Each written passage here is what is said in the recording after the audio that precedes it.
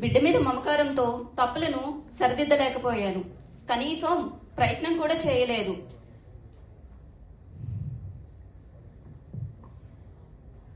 స్వార్థంతో ప్రవర్తించాను.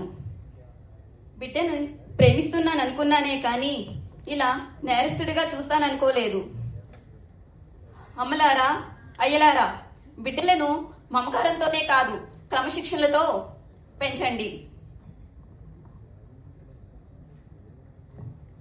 On examination of the entire submission of the case, the court believed that the crime was not done intentionally.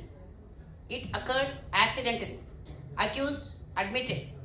The accused's repentance is considered and the court delivered the judgment as it has reduced the death sentence to lifetime imprisonment. Take him into custody.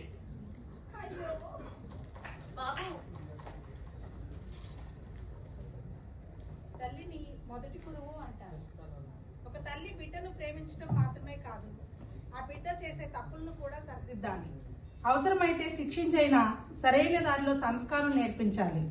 ఆనాడు జిజియాబాయి తన కుమారుడిని ఉగ్గుపాలతోని వీరగాథలను రంగరించి పోసి గొప్ప పరాక్రమశాలి అయిన శివాజీ మహారాజును తయారు చేసింది. ఈనాడు జరుగుతున్న ఎన్నో నేరాలు, బలహీనతను ఆసరాగా తీసుకొని దోపిడీకి పాల్పడటం, ఆడవారిపై నేరాలు పెరిగిపోతున్నాయి. ఇవన్నీ క్రమబద్ధం చేయాలంటే తల్లిదండ్రులు తమ బిడ్డలకు మంచి చదువుతో పాటు సంస్కారాన్ని కూడా నేర్పించాలి. సమాజం పట్ల బాధ్యత కలిగిన వ్యక్తులుగా తీర్చిదిద్దాలి. తమ పిల్లలను మంచి పౌరులుగా చేసి దేశానికి అందించాలి. అందుకు ఈ దొంగ జీవితం ఒక గుణపాఠం కావాలి. A hand that rocks the cradle can build the nations.